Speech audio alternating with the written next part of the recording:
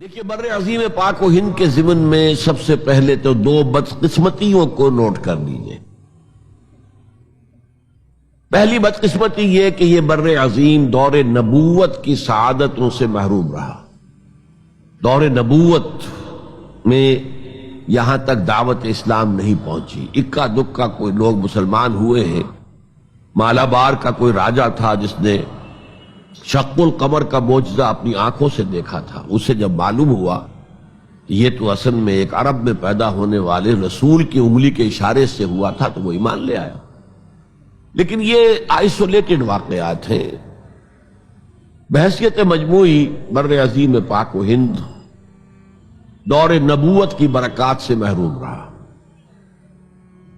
پھر یہ کہ دور خلافت راشدہ کی برکات سے بھی محروم رہا۔ یہاں اسلام کسی قابل ذکر حیثیت میں آیا ہے دور بنی امیہ میں، وہ بھی کسی دعوت و تبلیغ کے مثبت مقصد کے لیے نہیں، بلکہ ایک انتقام اور بدلے کے لیے کہ کچھ مسلمان تاجروں کا ایک بحری قافلہ جو سرندیپ سے لنکا سے جا رہا تھا عرب کی طرف، اسے یہاں کراچی کے قریب، اسے یہاں کے سندھی ڈاکوؤں نے لوٹ لیا۔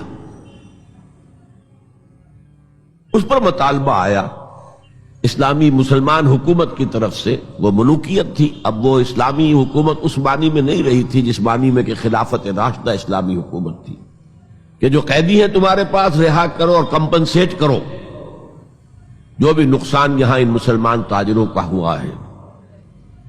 جب اس کے جواب میں بالکل منفی رد عمل موصول ہوا تو پھر چڑھائی کا فیصلہ کیا گیا، گویا کہ یہ ایک سزا دینے کی ایک مہم تھی۔ بہرحال اس وقت جو اسلام یہاں آیا تھا اس کے کریکٹرز اس اسلام سے کچھ مختلف تھے جو بعد میں یہاں آیا۔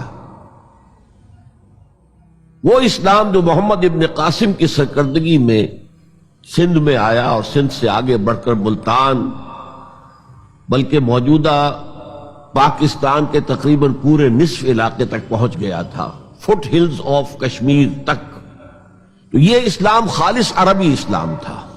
ملوکیت تو آ گئی تھی لیکن بدویت اور عربیت جو ہے اس کی چھاپ اس پر ابھی گہری تھی۔ اور اس اسلام میں نہ ابھی فرقے تھے، نہ مسلک تھے، نہ حنفی، نہ مالکی، نہ شافعی، نہ حنبلی، نہ عقائد کے بارے میں بحثیں شروع ہوئی تھیں، علم کلام کی بحثیں ہوئی تھی، نہ ابھی یونانی فلسفے اور منطق کا حملہ ہوا تھا، ابھی کچھ نہیں تھا، سادہ اسلام۔ اسلام اپنی اصل سادگی پر برقرار تھا، چنانچہ اس کی قوت تسخیر بڑی زبردست ثابت ہوئی، اور خاص طور پر محمد ابن قاسم جو نوجوان 17-18 برس کا نوجوان اور نہایت نیک اور پاک باز، سندھ کے ہندوؤں نے جو اپنی ایک روایت ہے کہ اس طرح کا آدمی تو کوئی اوتار ہی ہو سکتا ہے، فارسی میں بھی کہا جاتا ہے کہ در جوانی توبہ کردن شیوہ پیغمبر است، جوانی کے اس عمر میں بھی کوئی شخص پاک زندگی گزار رہا ہو تو یہ تو پیغمبروں کا طریقہ ہے۔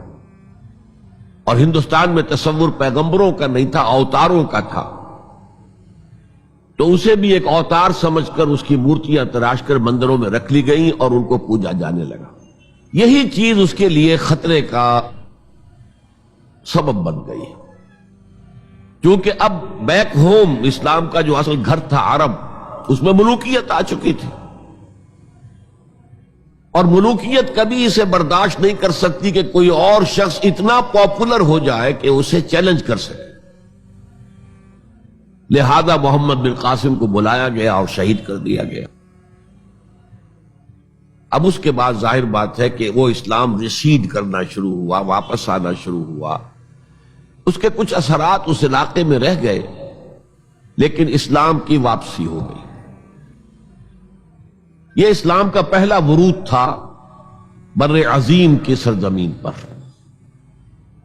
اس کے بعد اسلام آیا ہے 300 برس بعد، اور اب یہ آیا ہے شمال مغربی سرحدی صوبے میں جو درے ہیں کوہ سلیمان میں، کوہ ہندو کش اور کوہ سلیمان میں، درہ خیبر ہے، درہ ٹوچی ہے، درہ گومل ہے، درہ بولان ہے، یہاں سے آنا شروع۔ اس اسلام کی خصوصیات کچھ اور تھی۔ ان 300 سالوں میں فقہی مسالک بھی پیدا ہو چکے تھے، حنفی، مالکی، شافعی، حنبلی، ان کے درمیان اختلافات بھی تھے، بحثیں بھی تھیں، مناظرے بھی تھے۔ دوسرے ایک خاص جو ہے تصوف کا فن جو ہے وہ بہت ترقی کر چکا تھا، اور اس میں اکثر و بیشتر وحدت الوجود کا تصور اس کی بنیاد میں موجود تھا۔ تیسری بات یہ نوٹ کیجئے کہ یہاں جو لوگ آئے وہ سب حنفی تھے، اور یہ ترک قبائل ہی تھے در حقیقت، اور ترکوں میں سے بھی غلام لوگ تھے، اسی لیے پہلا خاندان مسلمانوں کا یہاں خاندان غلاماں کہلاتا ہے۔ ترک غلام تھے یہ، جو اپنی ذاتی صلاحیت اور اپنی استعداد کی بنا پر ترقی کرتے کرتے بادشاہت کے مقام تک پہنچے۔ عالم اسلام میں اس وقت 2 عظیم جگہوں پر غلاموں کی حکومت تھی، اور اس سے اندازہ ہو سکتا ہے کہ اسلام میں غلاموں کا فیوچر کتنا روشن ہے۔ ممالک، مملوک، یہ مصر میں حکمران تھے، وہ بھی غلام تھے۔ خاندان غلامہ، قطب الدین ایبک، شمس الدین التتمش، یہ سب کون تھے؟ غلام تھے۔ بہرحال اب جو اسلام آیا اس میں قیادت کی ایک تسلیس پیدا ہو چکی تھی، توحیدی شان نہیں رہی تھی۔ خلافت راشدہ میں قیادت توحیدی تھی، خلیفہ وقت ہی حاکم بھی تھے، خلیفہ وقت ہی مجتہد بھی تھے، عالم بھی تھے، اور وہی سب سے بڑے اللہ والے بھی تھے۔ لیکن اس کے بعد جو اسلام میں قیادت جو ہے مسلمانوں کی 3 شاخوں میں بٹ گئی۔ سیاسی قیادت وہ تو قبائلی عصبیت کی بنیاد پر قائم ہو رہی ہے، تو سیاست تو ہو گئی طاقت کے بل پر، جس کی لاٹھی اس کی بھینس۔ اس کے بعد جو اس دینی قیادت تھی وہ 2 حصوں میں منقسم ہو گئی، علمی قیادت، علماء، مفسرین، فقہاء، محدثین، اور ایک ہو گئی صوفیاء کی قیادت۔ تو یہ تھی کیفیت جس میں کہ بر عظیم پاک و ہند میں اسلام وارد ہوا ہے پہلے ورود کے 300 برس بعد۔